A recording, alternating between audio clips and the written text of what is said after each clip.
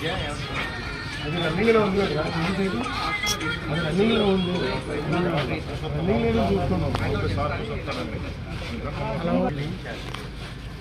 మన swimming pool కూడా swimming pool బాగున్నాడు, ఇది రన్నింగ్లో ఉంది.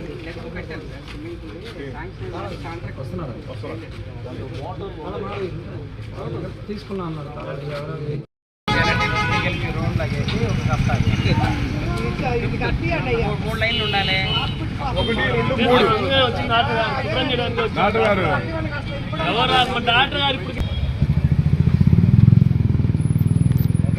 ఇప్పిస్తాను.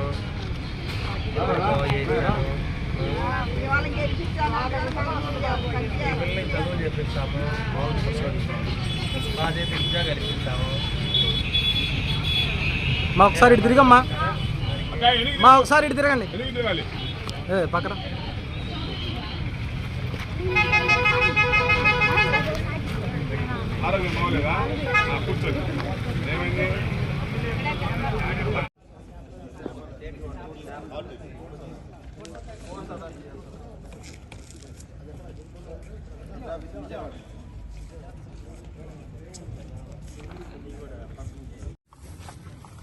మీడియా సోదరులందరికీ కూడా ధన్యవాదాలు తెలియజేస్తూ, మరి ఎలక్షన్ 2024 అయిన తర్వాత మన నర్సాపేట ఎమ్మెల్యేగా మీ అరవింద్ బాబు ఇవాళ డాక్టర్ కోడెల సుప్రసాద్ గారి స్టేడియంని దర్శించడం జరిగింది.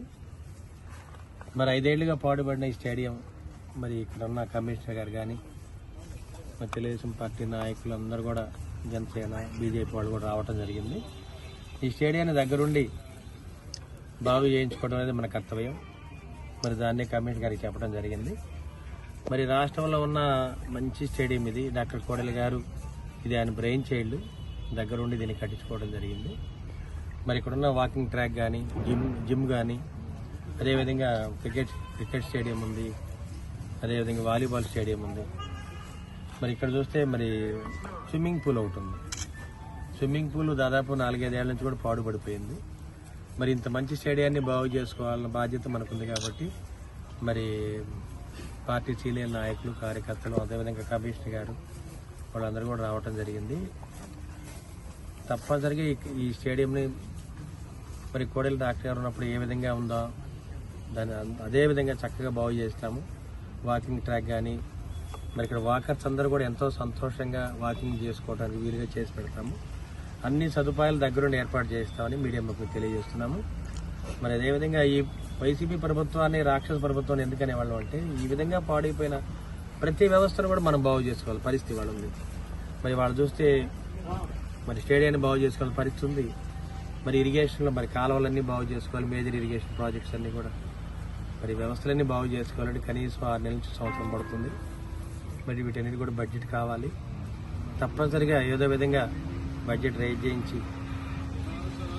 విరాళాలు సేకరించాను కానీ ఈ స్టేడియం బాగు చేస్తామని చెప్పి మీడియా మాకు తెలియజేస్తున్నాము.